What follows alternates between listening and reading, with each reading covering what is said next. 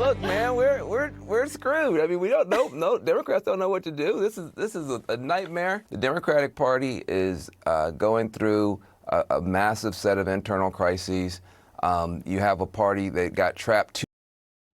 Van Jones dropping a truth nuke on how screwed dopey Democrats are as the party swears up a storm to stop the orange menace. Right now, Democrats are struggling to land on a coherent policy or even a message to oppose President Trump, unless it's nicely printed on a paddle. And now they think cursing like drunken sailors will somehow make the American people like them again.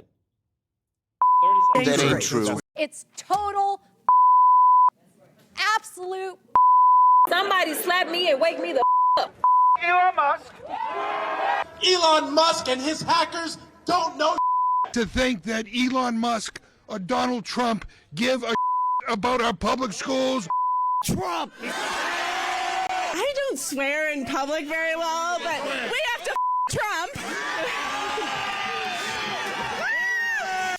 But Democrats should focus less on the profanities and more on persuasion. But even that skill's lacking.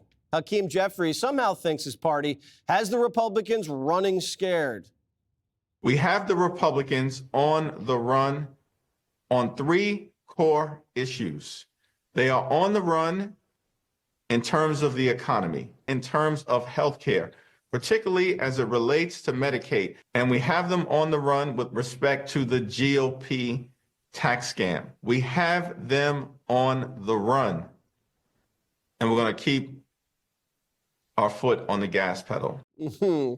And President Trump's delighted as he sits back and watches his opponents implode. There's something wrong with them. It's just something, I can't even believe it. The Democrats were having their little signs up, their little tiny signs.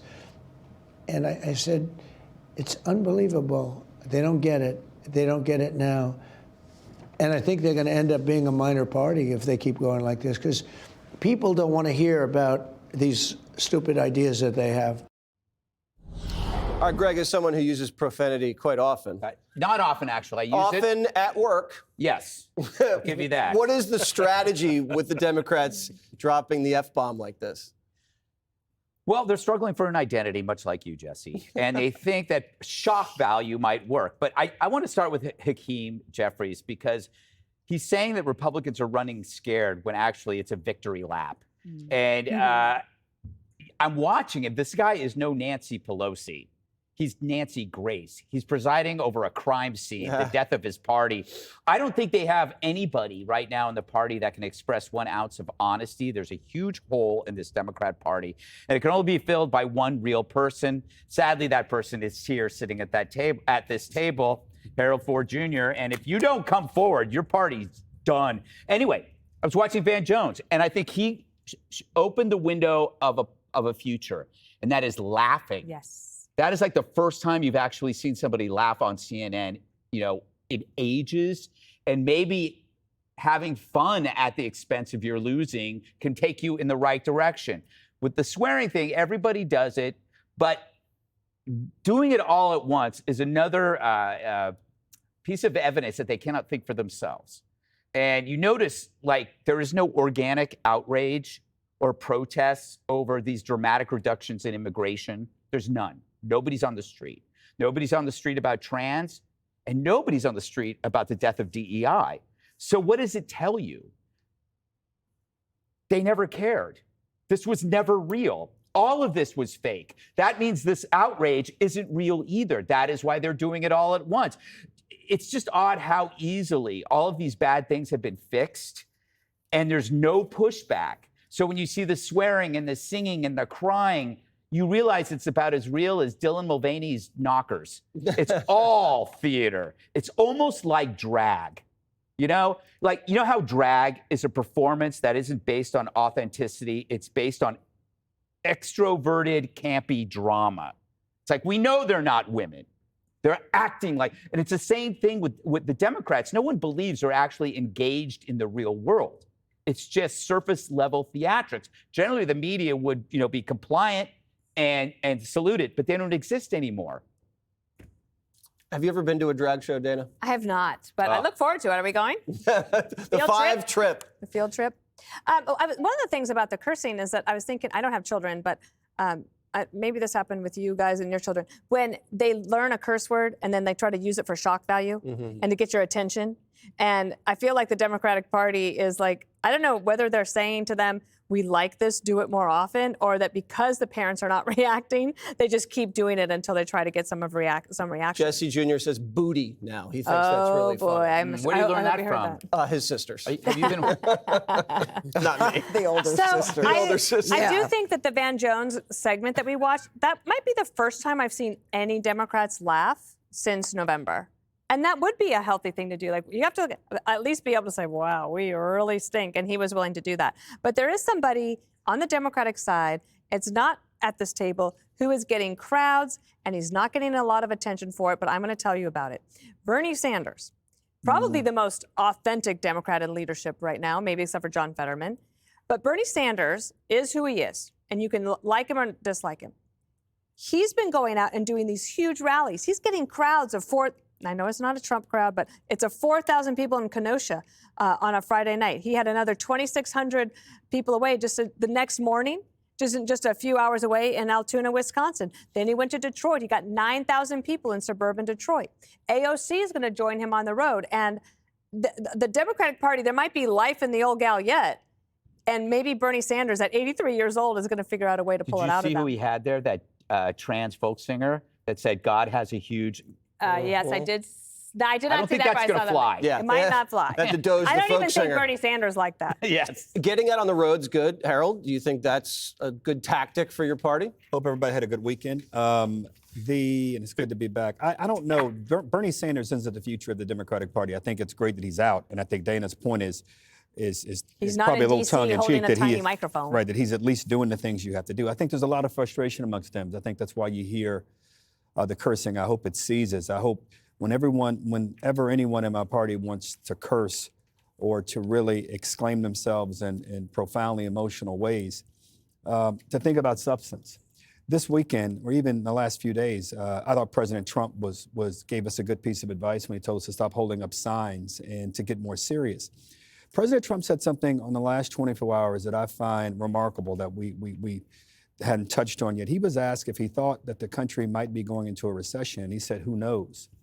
And it made me think if Joe Biden or Kamala Harris, if she'd been elected, or even Barack Obama had answered a question like that, I would rightly criticize him. And I think some around the table, if not all of us, would say, how can the leader of the strongest, richest, most important nation in the world say something like that? Now, we've seen the stock market do what it did today. It's down 2,000 points a Dow is just in the month of March. That's not an indicator of everything, but it certainly is a daily scorecard. And the question I have is for Democrats, why not begin to ask these questions? Why not begin to fashion answers to how everyday Americans who put the president over the finish line, President Trump, that is, in November, who may be wondering why prices on the things that they need the most at home are going up, or why it's much harder to invest today than it was before. I think raising challenges is part of it. You then have to develop answers. So every time you think about cursing, and every time you think about singing, please don't. Think about ways in which you can offer serious answers. When the only way you offer serious answers is to begin to think about the questions on the minds of voters. I agree with you, Greg. There's so many cultural issues that we just lost track of and frankly lost a sense of common sense about. The president had that right. But I can tell you, most of the American people, working class, who went to vote for President Trump don't want to see what's happening in our economy happening today, especially if they don't know what the end game is. If it's tariffs we want, if it's paying down the debt we want, if it's just a tax cut we want, the president should give us that. And Democrats, if you don't ask these tough questions, the president doesn't have to answer them. So stop singing and stop cursing. Let's go to Judge Jeanine, who's never uttered a swear word in her entire life. Of course not. Of course not. Don't tempt her. You could go online and you can see I've never said boo. Look, to me, the Democrats are like a bunch of potty-mouthed kids. I think they believe that if they swear that they're real and they're relatable and that the American people say they're just like us. But they're not real and they're not relatable because they say everything in unison. They copy each other. The curse words are the same. And, you know, there was a gentleman who said at the end there, and I don't know who it was, he said, Donald Trump and Elon Musk don't give it an SHIT about our public schools. And I couldn't help but think, you think Joe Biden did? How many billions did we put in the public schools, and our kids were not allowed to go back to school because there was no metric that would allow the kids to go back to school, according to the Democrats and the unions. But let's just talk about the fact that the Democrats have tried everything. He was a Russian puppet, and then he was a Nazi, and then he was a threat to democracy. And then, Elon Trump is taking over. And then it was, Trump is not happy. He's going to get rid of Elon Musk. And they go on and on. They make this stuff up. Then it's F both of them. And then it's like they're full of SHIT. And they go on from there. I mean, is that really what your party's about? She spelled They just can't go. Yeah, I'm spelling it. They just can't go there. But I think what's interesting about this segment is that Shapiro and Tim Walz have now decided the way for the Democrat Party to succeed is to go on podcasts. What kind of podcast?